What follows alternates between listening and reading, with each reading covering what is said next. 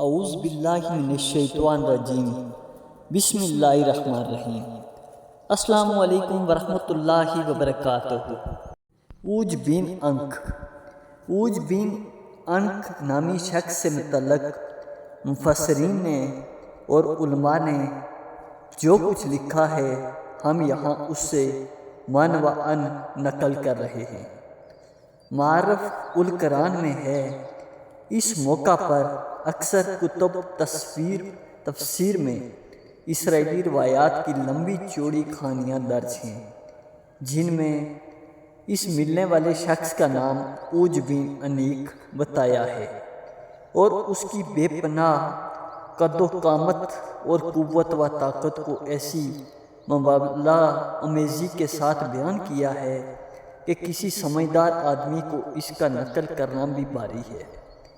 امام تفسیر ابن کثیر نے فرمایا کہ اوج بن انک کے جو قصے ان اسرائیلی روایات میں مذکور ہیں، نہ عقل ان کو قبول کر سکتی ہے اور نہ شرع میں ان کا کوئی جواز ہے، بلکہ یہ سب کذب و افتراء ہے۔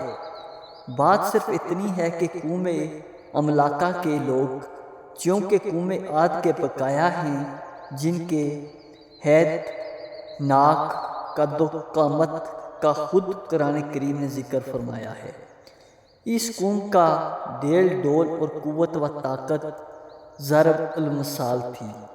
ان کا ایک آدمی قوم بنی اسرائیل کے 12 آدمیوں کو گرفتار کر کے لے جانے پر قادر ہو گیا۔ مفسرین نے یہاں پر اسرائیلی روایتیں بہت سی بیان کی ہیں کہ یہ لوگ اس قد قوی تھے، اتنے موٹے اور اتنے لمبے قد تھے۔ انہی میں اوج بن انک بن حضرت آدم تھا، جس کا قد لمبائی میں 3330 گز کا تھا اور اس چوڑائی اس کے جسم کی 3 گز کی تھی۔ لیکن یہ سب باتیں واہی ہیں، ان کے تو ذکر سے بھی حیا منع ہے، پھر یہ صحیح حدیث کے خلاف بھی ہیں۔ حضور صلی اللہ علیہ وآلہ وسلم فرماتے ہیں کہ اللہ تعالیٰ نے حضرت آدم علیہ السلام کو 60 ہاتھ پیدا کیا تھا، پھر سے آج تک مخلوق کے قد گھٹتے ہی رہے۔ ان اسرائیلی روایتوں میں یہ بھی ہے کہ اوج بن انک کافر تھا اور ولد الزنا تھا۔ یہ طوفان نوح میں تھے اور حضرت نوح کے ساتھ ان کی کشتی میں نہ بیٹھا تھا، تاہم پاکستانی اس کے گھٹنوں تک بھی نہ پہنچا تھا۔ یہ محض لغو اور بالکل جھوٹ ہے، بلکہ قرآن کے خلاف ہے۔ اللہ کریم میں نوح کی دعا یہ مذکور ہے کہ زمین پر ایک کافر بھی نہ بچنا چاہیے۔ یہ دعا قبول ہوئی اور یہی ہوا۔ قرآن فرماتا ہے ہم نے نوح کو اور ان کی کشتی والوں کو نجات دی، پھر باقی کے سب کافروں کو غرق کر دیا۔ خود قرآن میں ہے کہ آج کے دن جزان لوگوں کے جن پر رحمت حق ہے، کوئی بھی بچنے کا نہیں۔ تعجب سا تعجب ہے کہ نوح کا لڑکا بھی جو ایماندار نہ تھا بچ نہ سکے، لیکن اوج بن انک کافر ولد الزنا بچ رہے۔ یہ بالکل عقل و نقل کے خلاف ہے، بلکہ ہم تو سرے سے اس کے بھی قائل نہیں کہ اوج بن انک نامی کوئی شخص تھا۔ واللہ اعلم۔ بعض اقوال میں آیا ہے کہ صرف ایک کافر یعنی اوج بن انک ڈوبنے سے بچ گیا تھا۔ طوفان کا پانی اس کی کمر تک آیا تھا۔ محفوظ رہنے کی وجہ سے یہ تھی کہ کشتی کے لیے سار کی لکڑیوں کی ضرورت تھی اور ان کو ڈھونا ممکن نہ تھا، تو اس نے ملک شام سے خود لا کر حضرت نوح کو لکڑیاں دی تھیں۔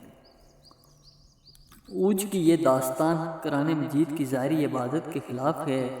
اللہ نے تو فرمایا ہے، اس سے پہلے آیا ہے۔ ان تمام آیات سے معلوم ہو رہا ہے کہ کوئی کافر زندہ نہیں بچا تھا۔ عموماً آیت سے کسی کے تخصص بغیر قطعی نص کے ممکن نہیں، اور قصہ مذکورہ کی تائید نہ عقل سے ہوتی ہے نہ نقل سے۔ اوج کا قصہ محض افسانہ اور داستان ہے۔ یہ جو قصہ بنا ہوا ہے کہ ایک آدمی تھا اوج بن انک، اس کا قد اتنا لمبا تھا کہ طوفان اس کے ٹخنوں تک آیا تھا اور وہ مچھلیاں پکڑ پکڑ کر سورج پر بھون کر کھاتا تھا۔ یہ یہودیوں کی خرافات میں سے ہے، اس کی کوئی حقیقت نہیں ہے۔ سورہ نوح پارہ نمبر 29 میں ہے، نوح علیہ السلام نے کہا، اے میرے رب، نہ چھوڑ کافروں کو، ایک گھر بسنے والا تو صرف وہی بچے جو کشتی میں سوار ہوئے۔ نوح علیہ السلام کو بیٹا کنعان بھی نہ بچ سکا کہ کشتی میں سوار نہیں ہوا تھا۔